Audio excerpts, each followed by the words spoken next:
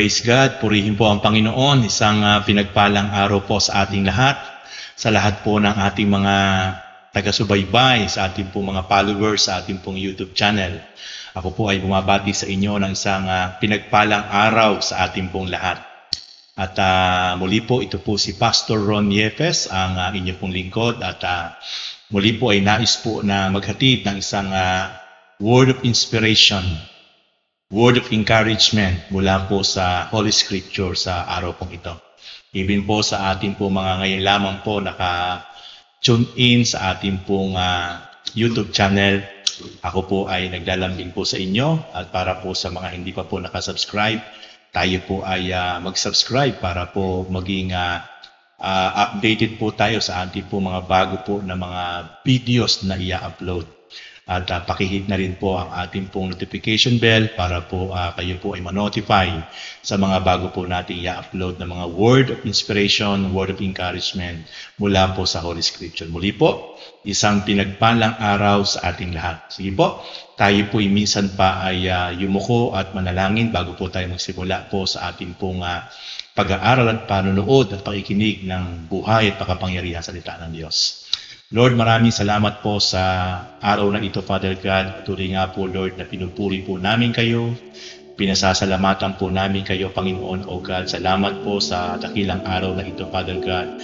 Sa isang malayang araw, Panginoon, O God, Lord, na kami po ay makapag-aral at makapakinig ng inyong buhay at makapangyarihang salita, O God, upang patuloy po, Lord, na kami po ay ma-uplift, ma-encourage, Panginoon, O God, Lord, sa pamamagitan po, Lord, ng inyong pong very powerful word, Panginoon. Salamat po, Lord, at hiling ko po't dalangin, Father God, muli, gamitin niyo po, Panginoon, God, Lord, instrumento ang inyong pong abang lingkod, Panginoon, upang patuloy po, Lord, na maging daluyan ng inyong pong makapangyarihan salita sa bawat isang makapanunood ngayon, nanunood po ngayon, O God, sa YouTube channel ng inyong lingkod, Panginoon, nationwide sa bansang Pilipinas, and even, Lord, Panginoon, O God, sa iba't ibang parte po ng mundo, Panginoon God. Salamat po, Lord, at muli ito po ang aking panalangin, Father God, in the name of Jesus Christ, by the power of the Holy Spirit, Amen and Amen. Praise God, purihin ang Panginoon. Sige po, tayo po ay magsimula na po ngayon sa ating pong pakikinig at pag-aaral ng makapangyarihang salita ng Diyos. At ang aking pong topic na isi-share po ngayon sa inyo ay huwag kang mawawala ng pag-asa sa panahon ng pagsubok. Alam niyo po, mga kapatid, na napakaraming tao na tunay nga na dumadaan sa iba't ibang challenges, iba't ibang trials, and iba't ibang negatibong karanasan sa buhay. At dito sa mga karanasan sa buhay na pinagdadaanan, sakit, karamdaman, kawalan ng hanap buhay, at pagkakaroon ng problema sa material, pinansyal, relational, ay dito po maraming tao ang talagang hopeless, nadi-discourage at talagang nawawalan po ng pag-asa. Kahit siya po ay alam niyang meron Diyos at talagang po pwede talagang asahan. Dito po niya nakakalimutan na talagang patuloy pong magtiwala, patuloy po talagang manampalataya sa magagawa ng Diyos. Kaya po sa oras pong ito, I want to encourage to all of you by the power of the Word of God. At muli po, ako po ay nagtitiwala sa kapangyarihan po ng salita ng Diyos bilang kanya pong tinawag na makapagbigay po ng kanyang mensahe upang makapagbigay po ng word of inspiration, word of encouragement para po sa aking mga kapatid, mga kapwa dito po sa ating bansa, even in different countries na ngayon po ay kung nasa saan-saan po na nakakapanood po sa ating pong programa. Okay? Uulitin ko po yung ating pong pamagat, huwag kang mawawala ng pag-asa sa panahon ng pagsubok. Sapagkat kapatid, kapag ikaw ay nawala ng pag-asa, ikaw ay na-hopeless at ipinokus mo ang iyong isip ang iyong damdamin, iyan ang gustong-gusto ng kaaway.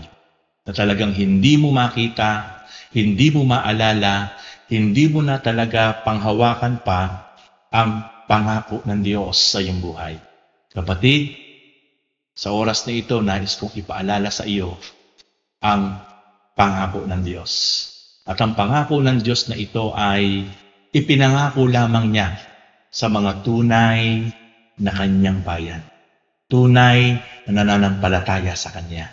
Tunay na nananalig sa Kanya. Kaya po napakahalaga una sa lahat sa isang tao. Makilala niya muna kung sino talaga yung Diyos na makapangyarihan sa lahat. Nakalulungkot, napakarami pong pananampalataya, napakarami pong mga maling pananampalataya na umiiral sa ating pong kapanahunan. Even lang po sa ating bansang Pilipinas ay iba't iba ang paniniwala, iba't iba ang pananampalataya. Pero ang pinaka-the best na pananampalataya ay ang pananampalataya sa Diyos na makapangyarihan sa lahat, the God of Abraham, Jacob, and Isaac, sa pamamagitan ng kanyang bugtong na anak na isinugo, walang iba kundi ang ating Panginoong Hesukristo na napako sa krus ng Kalbaryo. Ito po ang talagang napakahalaga na maging pananampalataya po natin. Okay? Basahin po natin yung sinasabi ng aklat ng Isaiah chapter 43, verse 1 to 2. Ito po ang sinasabi ng Diyos sa kanyang salita. Israel, ito ang sinasabi sa iyo ni Yahweh. Huwag kang matatakot, ililigtas kita. Tinawag kita sa iyong pangalan, ikaw ay akin. Verse 2, pag ikaw ay daraan sa karagatan, sasamahan kita. Hindi ka madadaig ng mga suliranin. Dumaan ka man sa apoy, di ka maaano. Hindi ka maibubuwal ng mabibigat na pagsubok. Kapatid, makikita po natin ang sabi ng Diyos sa bayang Israel. Sa tunay na kanyang bayang pinili ang mga Israelita. Sapagkat ito ang kanyang pinakamamahal na lahi, ang bayang Israel. Sinabi niya, huwag kayong matatakot. Huwag kayong mangangamba. Huwag kayong mababalisa. Sapagkat ililigtas kita. Tinawag kita sa iyong pangalan. Ikaw ay akin. So makikita po natin ito ay ipinangako ng Diyos sa kanyang bayang pinili na walang iba kundi ang bayang Israel. Ayan po ang mga Israelites. Yan po ang chosen nation of God. At sa ating pong kapanahunan, may sinabi po ang Diyos sa kanyang salita sa Ephesians chapter 1 verse 13. Ang sabi po doon ng Diyos, ang sinumang tumanggap at nanalig at naniwala sa mabuting balita patungkol sa Panginoong Hesukristo ay pinagkalooban na maging bayan ng Diyos. So makikita po natin sa Old Testament in the book of Isaiah chapter 43, ang pinangakuan ng Diyos na huwag matatakot, huwag mangangamba, huwag mababalisa ay ang bayang Israel, ang mga Israelites, sapagkat tinawag niya ang bayang Israel sa kanilang pangalan. Ito'y pangako niyang ililigtas niya at hindi niya pababayaan.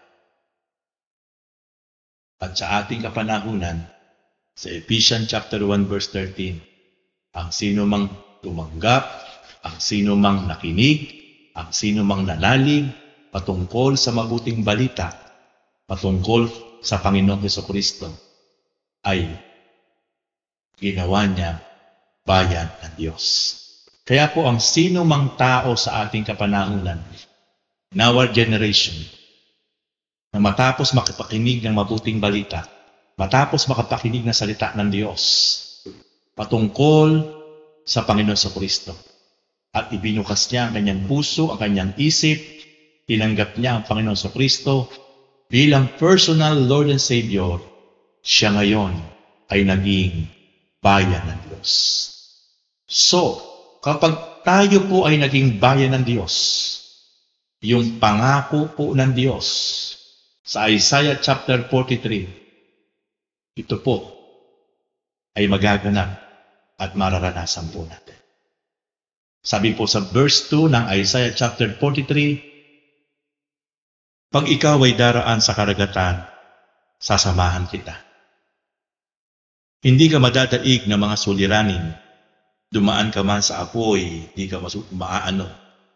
Di ka maibubuwal ng mabibigat na pagsubok. Makikita natin mga kapatid na ang pangako ng Diyos, dumaan ka man sa karagatan, hindi ka malulunod. Dumaan ka man sa apoy, hindi ka masusunod. Dumanas ka man ng mabibigat na pagsubok, hindi ka kayang ibuwal ng kahit anong uri ng pagsubok, sapagkat ang pangako ng Diyos, sasamahan kita. Ito ba'y ipinangako ng Diyos sa lahat ng tao? Hindi po. Ito po'y pinangako lang po ng Diyos sa kanyang bayan. Sa lumang tipan, ang pinangakuan po niya ang bayang Israel or ang mga Israelites. Sa ating pong kapanahunan, ang bawat isang taong matapos makapakinig ng mabuting balita ng salita ng Diyos patungkol kay Jesus Christ, the Son of the Living God, ay naging bayan ng Diyos.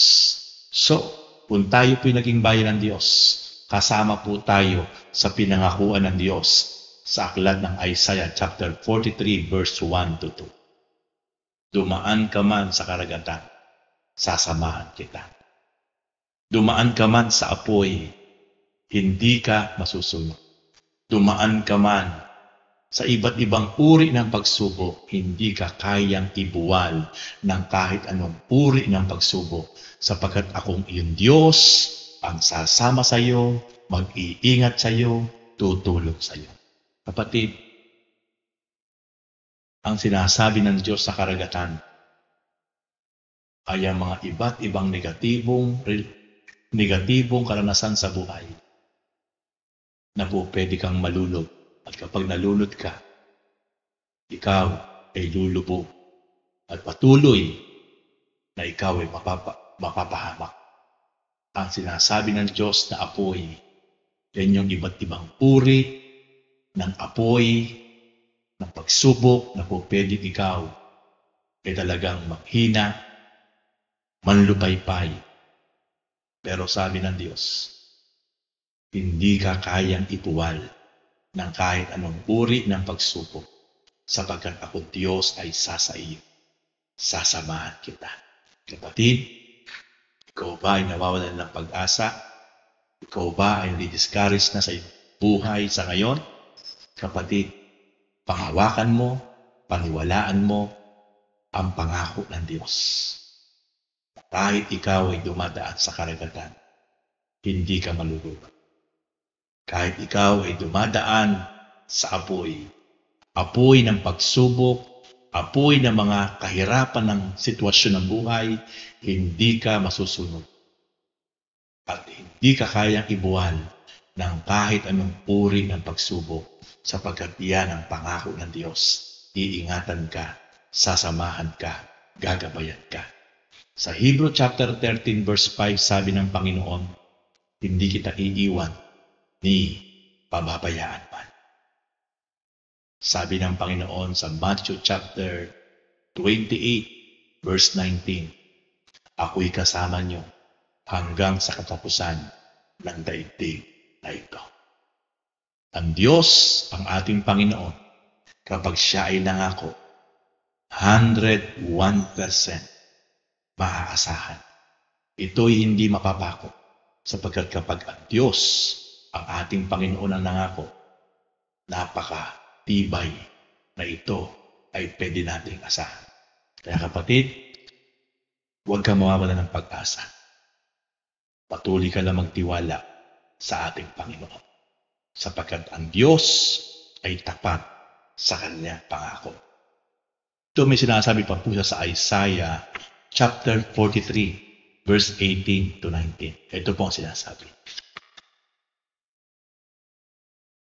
Ito ang sabi niya, ang mga nangyari noong unang panahon, inilibing na sa limot. Ilibing na sa limot. Limutin na ngayon. Verse 19, narito at masdan, ang nagawa ko'y isang bagong bagay, na hanggang sa ngayon di mo namamasdan. Ako'y magbubukas ng isang landasin sa gitna ng ilang, maging ang disyerto ay patutubigan. Praise God. Patid, ikaw ba ay parang nasa ilang? Kumbaga wala kang makitang pag-asa sapagkat nasa isang sitwasyon kang parang ilang, dead end, wala kang makita man lang na kapag-pag-asa. Pero sabi ng Panginoon sa Isaiah 43, verse 19, ako ay magbubukas ng landasin sa ilang. At ang disyerto ay aking patutubigan. Kapatid, para ka bang nasa ilang sa ngayon?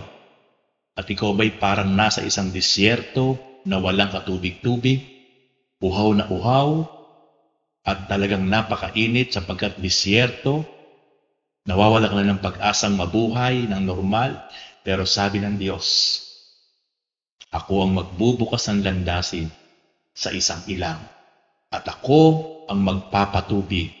Padadaluyin ko ang tubig sa isang disyerto. Kapag ang Diyos ang tunay na pinagtiwalaan natin. Kapag ang ating Panginoon Diyos ang tunay na ating pinaniwalaan sa panahon ng kawalan, sa panahon ng isang sitwasyon na napakabigat, pero walang bagay na mahirap sa Diyos. Jeremiah chapter 32, verse 27. Sabi ng Diyos, ako ang Diyos na lumikha sa lahat ng may buhay sa ibabaw ng mundo. Walang bagay na mahirap para sa akin. Kapatid, sa oras na ito, ang Diyos ay patuloy na paulit-ulit na nagsasabi, huwag kang matatakot. Huwag kang mawawala ng pag-asa. Sapagkat sabi ng Diyos sa Isaiah 43 verse 1, sasamahan kita, tutulungan kita, papatnubayan kita, huwag kang matatakot. Ililigtas kita. Dumaan ka man sa dagat, hindi ka malulunod. Dumaan ka man or dumadaan ka man sa apoy, hindi ka masusunog. At hindi ka kayang ibuwal ng kahit anong uri ng pagsubok at problema. Ako ang iyong Diyos ay sa iyo, saan ka man pumunta. Praise God. Purihin ang Panginoon. I hope kapatid sa oras na ito, itong mga salita ng Diyos na iyong napakinggan, ito ay magsilbing inspirasyon, patuloy na magpatibay, magpaalap ng iyong pananampalataya sa Diyos, sapagkat ang Diyos ay napakabuti sa bawat isang tunay na talagang nagtitiwala, nananampalataya at sumusunod ng tapat sa Kanya. Praise God. Purihin ang Diyos. Kapatid, sa oras na ito, nais kitang ipanalangin. Higit sa lahat sa mga ngayon lamang po nakapanood sa ating pong programa dito po sa ating YouTube, sa Ron Yepes. Kapatid, pumikit ka, sumabay ka sa panalangin ito kung ikaw ay merong relihiyon pero wala ka pang ganap na pananampalataya at relasyon sa ating Panginoon Jesucristo, na bugtong na anak ng ating Diyos Ama. Ito ang tamang panahon na siya ay iyong kilanlin, tanggapin, at gawin mong Panginoon, Hari at Tagapagligtas, sapagkat ang Diyos ang may sabi. Sa John chapter 3 verse 16, gayon na lamang ang pag-ibig ng Diyos sa lahat ng tao sa buong mundo, sa buong sangdaigdigan. Kaya isinugo niya ang kanyang kaisa-isang anak mula sa langit, isinugo niya sa lupa, upang ang sinumang mananalig, tatanggap at sasampalataya sa ating Panginoong Jesucristo na bugtong na anak ng Diyos ay magkakaroon ng buhay na walang hanggan. Hindi na mapapahamak sa impyerno, bagkus siya'y pagkakalooban ng buhay na walang hanggan. Ngunit ang bawat isang tao na hindi tumanggap ay mapapahamak. Kaya kapatid, sa oras na ito, inaanyayahan kita na pumikit at sumunod sa panalangin ito. Tutulungan kita ng panalangin ng pagtanggap at doon po sa mga kapatid, mga nanonood po ngayon, pagkatapos po ng panalangin ito po ng pagtanggap, ipagpipray ko po kayo. Sige po, let us close your eyes at tayo po ay manalangin. Panginoon, sa oras po ito, ako po ay nagpapasalamat. Salamat po sa programang ito sapagkat napakinggan ko po ang inyong mga salita. At sa oras po ito, O God, ay ibinubukas ko po ang aking puso, ang aking isip, at kinikilala kita, Panginoong Jesucristo, na bilang Panginoon, Hari at tagapagligtas ng aking buhay. Tinatanggap kita bilang Panginoon at Hari ng aking buhay. Simula po sa oras na ito, ikaw na po ang maghari, ikaw na po ang masunod sa aking buhay. Kinikilala kita bilang Panginoon at tagapagligtas. Ako po ay humihingi ng tawad, patawarin niyo po ako sa aking pong mga minanang kasalanan, nagawang kasalanan, mga naisip, nasalita at nagawa. Linisin niyo po ang buo ko pong pagkatao mula puso, isip, kaluluwa, espiritu, mula ulo hanggang talampakan. At aking pong presisihan at tinatalikdan ang lahat ng aking nagawang kasalanan, minanang kasalanan. Simula po sa araw na ito, ikaw na po ang maghari, ikaw na po ang masunod sa aking pong buhay.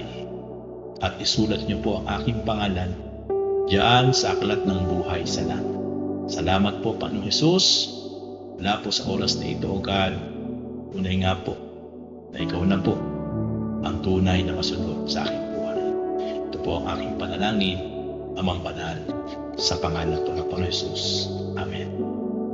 Po, patuloy po tayo yung bukod manalangin. Lord, salamat po sa pagkataong ito na nagamit po ng inyong lingkod ang YouTube platform worldwide. Ay salamat sa pribilehiyo at tunay nga po, Lord, na sa iba't ibang panig ng mundo, sa lahat ng sulok ng daigdig na ito na inaabot po, Lord, ng YouTube platform.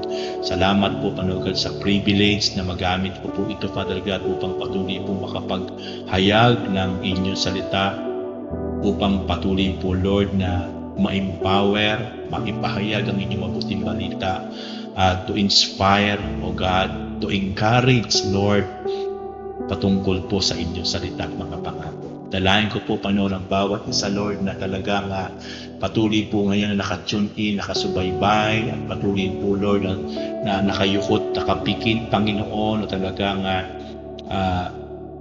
patuloy po, Lord, talagang seryoso, na talagang nakikinig ng inyong salita at sumasabay sa panalangin. Dalayan ko po, Father God, Lord, na patuloy na gumalaw kayo at kumilos, Panginoon, sa kanilang mga buhay, sa bawat isang babae at lalaki po ngayon, Lord God, na patuloy po, Lord, na nakatune in sa programang ito ng inyong lingkod, Pastor Ron Yepes. Dalayan ko po, Father God, na patuloy na idaloy niyo po, Lord, ang inyong pong kapangyarihan, Panginoon, sa buhay nila. Patuloy niyo po silang i-lead, O God, i-guide patungo po, Panginoon, sa inyong pong kalooban. Dalayan ko po, Father God, sa bawat isang meron po mga nararamdamang pisikal, spiritual, O God, hallelujah. In the name of Jesus Christ, Lord, Panginoon, idaloy niyo po, Lord, ang healing and miracles, Panginoon, sa buhay ng bawat isang mga kapatid, O God.